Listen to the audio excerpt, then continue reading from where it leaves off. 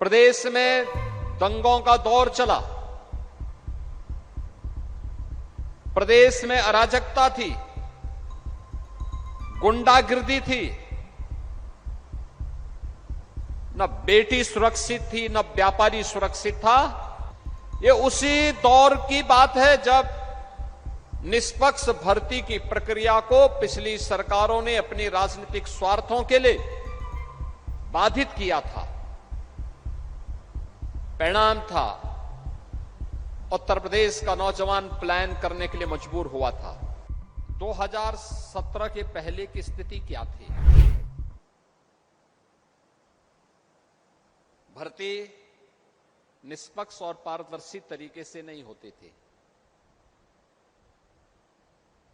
भेदभाव होता था, पैसे का लेन देन होता था, एक एक भर्ती पर बोली बोली जाती थी। परिणाम क्या था? नौजवान के हितों पर तो कुठाराघात होता ही था, साथ साथ प्रदेश की कानून व्यवस्था भी तहस नहस हो गई थी। प्रदेश में दंगों का दौर चला, प्रदेश में अराजकता थी, गुंडागिर्दी थी, न बेटी सुरक्षित थी न व्यापारी सुरक्षित था। कोई व्यक्ति घर के बाहर जाता था तो सायंकाल होते होते परिवार के लोग चिंतित होने लगते थे कि वह कब घर सुरक्षित पहुंचेगा।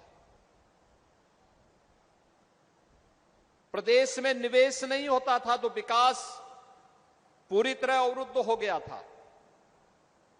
नौजवान प्लान कर रहा था।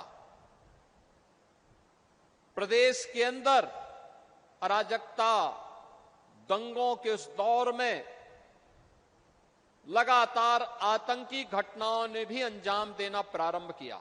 अनेक घटनाएं प्रारंभ हुई। अयोध्या में श्री राम जन्मभूमि पर आतंकी हमला हो, काशी में संकट मोचन मंदिर, काशी की कचहरी, अयोध्या की कचहरी हो या लखनऊ की कचहरी, विस्फोट लगातार होते थे। सीआरपीएफ कैंप रामपुर पर आतंकी हमला, ये उसी दौर की बात है जब निष्पक्ष भर्ती की प्रक्रिया को पिछली सरकारों ने अपनी राजनीतिक स्वार्थों के लिए बाधित किया था। परिणाम था उत्तर प्रदेश का नौजवान प्लान करने के लिए मजबूर हुआ था, हताशा और निराशा में जीने के लिए मजबूर हुआ था।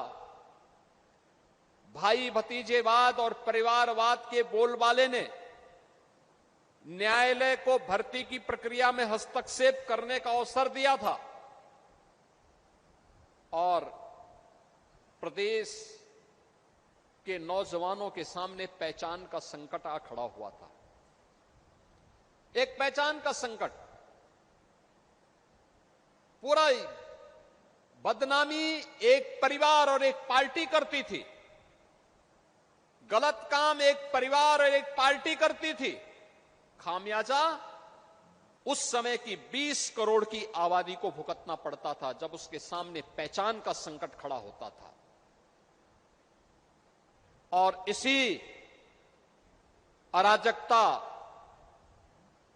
गुंडागिर्दी, लंबे कर्फ्यू के दौर से गुजर रहे उत्तर प्रदेश में प्रधानमंत्री मोदी जी के आह्वान पर 2017 में जब हमारी सरकार आती है तो हम लोगों ने भर्ती की इस प्रक्रिया को ईमानदारी पूर्वक करने के लिए इस बोर्ड की सुदृढ़ीकरण के कार्यक्रम को आगे बढ़ाया और तय किया कि भर्ती की प्रक्रिया पूरी ईमानदारी के साथ होनी चाहिए।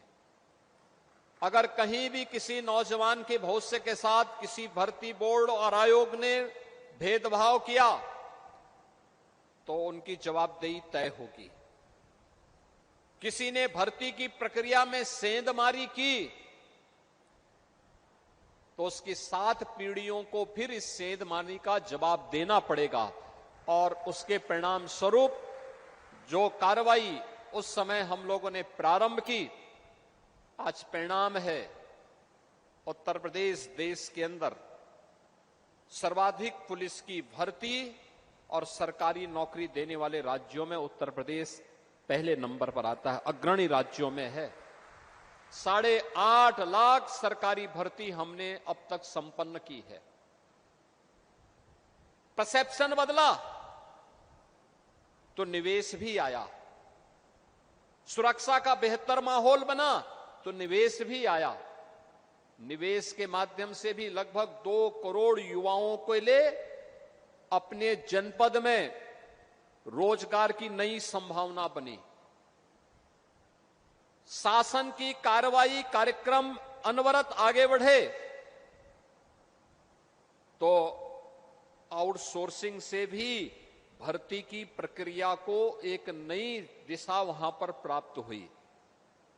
लगातार जो प्रयास प्रारंभ हुए, आज उत्तर प्रदेश देश के अंदर सबसे तेज उभरती हुई अर्थव्यवस्था के रूप में अपने आप को स्थापित किया है। लेकिन इसके लिए सरकार को कड़े कदम उठाने पड़े थे, मजबूती के साथ आगे बढ़ना पड़ा था। भ्रष्टाचार और भ्रष्टाचारियों के प्रति जीरो टॉलरेंस की नीति को अपनाना पड़ा था।